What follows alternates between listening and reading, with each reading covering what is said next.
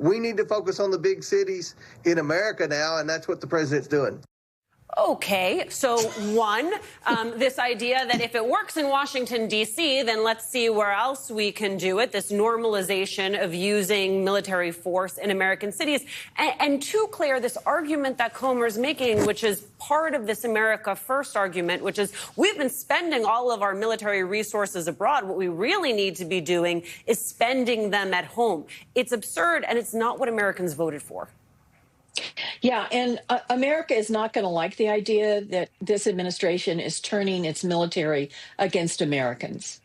Now, nobody wants to help or protect anybody who commits crime in this country. But he's going to run into a lot more problems going to other cities. He's going to run into prosecutors who he needs that are state prosecutors. I mean, people don't realize this. The federal government has to work at getting jurisdiction for things like rape and murder. It doesn't naturally come to them. 911 calls don't go to the feds. They go to state police. They go to the city police. They go to local prosecutors. They're the ones that are handling all this crime now. And he's not going to be able to blow into these communities where he doesn't have federal jurisdiction and do his will. And besides that, the people he's pulling to do this in D.C. right now, I got to say it again, these are people that have real jobs fighting crime. Yes. Not photo ops. They are supposed to be going after international drug cartels that are feeding the streets with drugs that causes a lot of the violence.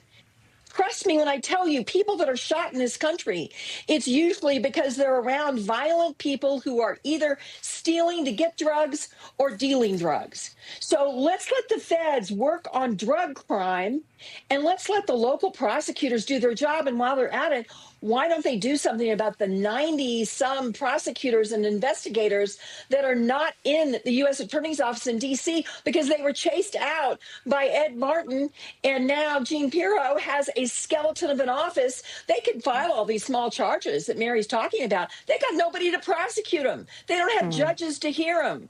So this is such a joke. Can you tell it infuriates me? It infuriates me.